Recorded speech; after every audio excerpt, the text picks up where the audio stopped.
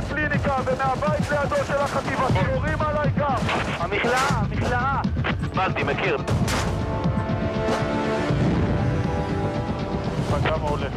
הרעיון המסדר הוא לתת ללוחם למטה בסמטאות עזה מקסימום מידע רלוונטי וסיוע, לשמור עליו ובאופן הזה לעשות משימה מסובכת למשהו קל ובטוח יותר. במבצע הזה נהנים כוחות היבשה מחיל ים צמוד שיורה, מסייע, בעיקר מחיל אוויר, שגם אצלו, שימו לב, חל מהפך מחשבתי. כולם מאוד ברור, האיש הכי חשוב בהיררכיה זה המ"פ שרץ קדימה. אנחנו פה בשביל לתת לו את השירות, לתת לו את החיפוי. נמצאים כל הזמן הרבה מאוד מטוסים בשמיים מעליו, מסתכלים קדימה, לראות שאף אחד לא עורב לו, מסתכלים אחורה, לראות שאף אחד לא מזנב לו. זה לא טריוויאלי, פעם זה לא היה ממש ככה. זה מאוד לא טריוויאלי, זה מתבסס על הרבה מאוד אימונים, על הרבה מאוד הכנות. כולנו פה למטרה אחת, ללוות ולשמור על האחים שלנו, על החיילים, המג"דים והמ"פים. שחורים, 3, 2, 1, מנוע נפתח, כוח זאת טייסת המל"ט, יחידה צנועה ביחס לביצועיה.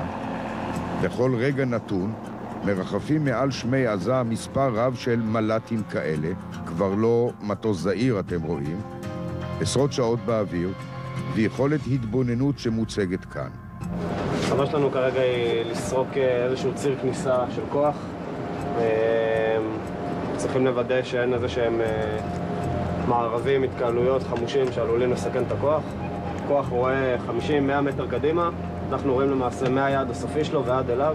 אתה מסוגל לראות מטען מפה? לא, אבל אני מסוגל לראות התארגנות למטען. אני יכול לראות משהו חשוד על הקרקע שלא קיים. מטענים פחות, אבל ברגע שנגיע לפאתי העיר ונתחיל לסרוק מסביב לבתים, שם נתחיל להסתכל צמוד לקירות, לראות אם יש התקהלויות, אם יש אנשים. אין לבן אדם מה לחפש עכשיו, בטח שבאזורים שאנחנו נמצאים, שצה"ל נמצא מחוץ לבתים.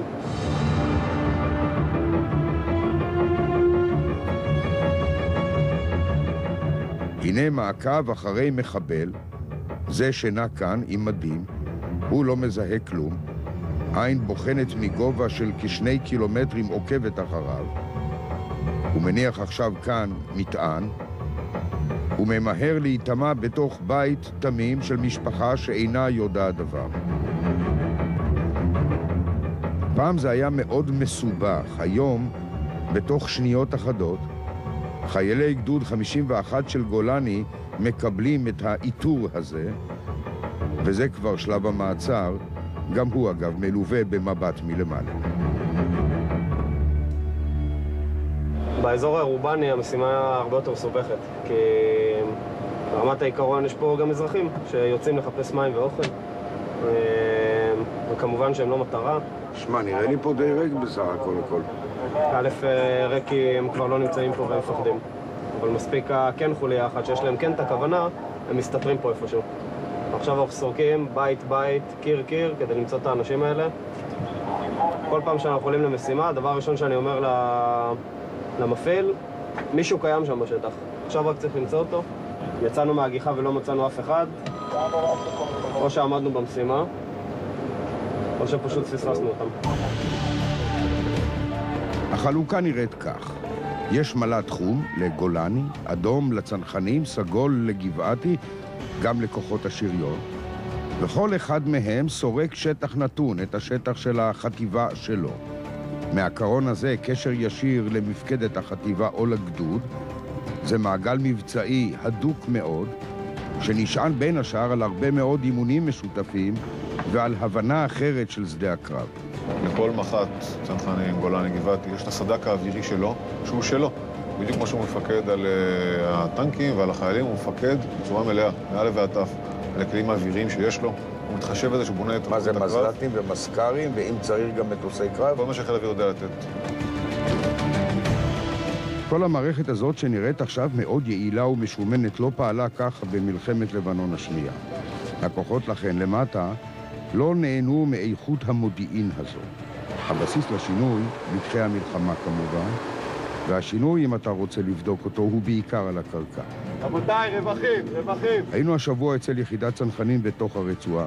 במקביל לכל פעילות, יש גם את התכנון של המהלך הבא. שלב אחרי שלב אחרי שלב אחרי שלב.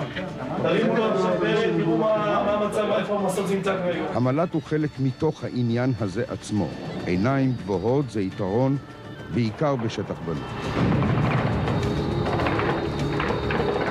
אתה אולי יותר מכל אחד אחר רואה את התמונה של עזה מלמעלה. נכון. מה נראה לך שמה? נראה לי שהפגיעה שם קשה מאוד.